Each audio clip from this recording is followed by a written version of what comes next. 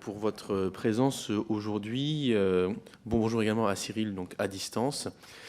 Si on est réunis aujourd'hui pour une petite heure, c'est afin d'avancer sur la rédaction d'une mission qui qui va aboutir sur un rapport concernant ce qu'on appelle donc la dette sociale. Pardon.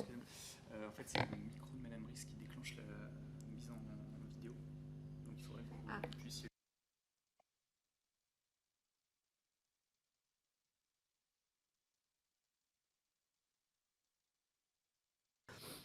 Créer des rapports de force. C'est bon? Oui, bonjour. Ah oui, je vois là.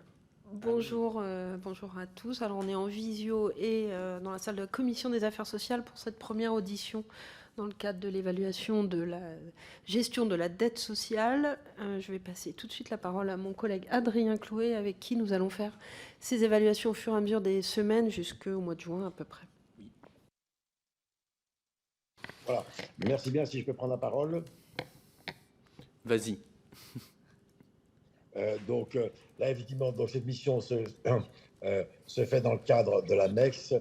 Donc, c'est ce qu'on appelle une mission structurante de la MEX, donc la mission d'évaluation et de contrôle de la sécurité sociale.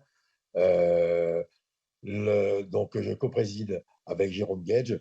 Donc, merci en tout cas d'organiser cette visio, dans le sens où c'est important, effectivement, qu'un des deux co-présidents de la MEX soit présent. Donc, effectivement, on lance cette mission par cette première audition. Et comme le disait un des co-rapporteurs, le but de cette mission, effectivement, c'est d'évaluer et de contrôler la gestion de la dette sociale avec un rapport qui sera remis effectivement au moment juin, avant la fin de l'année. Voilà, je cède la parole au rapporteur. Merci. Merci beaucoup. Donc effectivement, ces moments d'échange, ils visent pour nous à se poser la question à la fois du contenu, des formes et des perspectives que pose la notion même de dette sociale.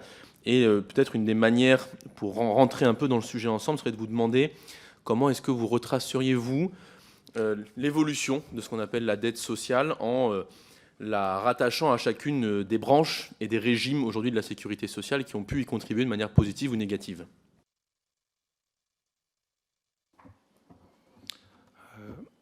Bonjour, messieurs les présidents, bonjour, madame, monsieur les rapporteurs. Merci pour votre invitation à cette audition. C'est un honneur pour nous, d'autant plus que nous sommes les premiers à être auditionnés, si je comprends bien. Donc, merci beaucoup, merci pour votre confiance. On va essayer de répondre le mieux possible à vos interrogations, donc du point de vue de l'URSSAF Caisse nationale, qui est donc l'agence centrale des organismes de sécurité sociale. Donc, pour répondre à votre première question, monsieur le rapporteur. Je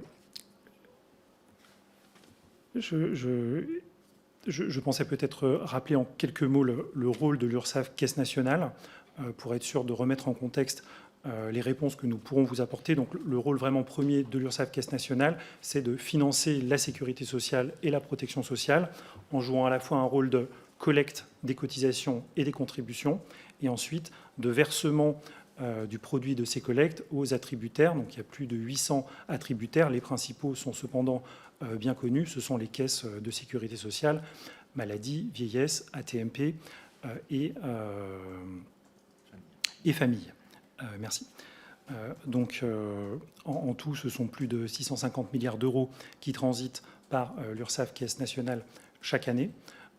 Et donc l'URSSAF a ce rôle de trésorerie qui est en fait un double rôle, à la fois un rôle de financement de la trésorerie, c'est-à-dire être capable à tout moment de manière sécurisée et permanente d'assurer les versements qui sont nécessaires aux opérations effectuées par les caisses de sécurité sociale, et également un financement de plus long terme de la sécurité sociale.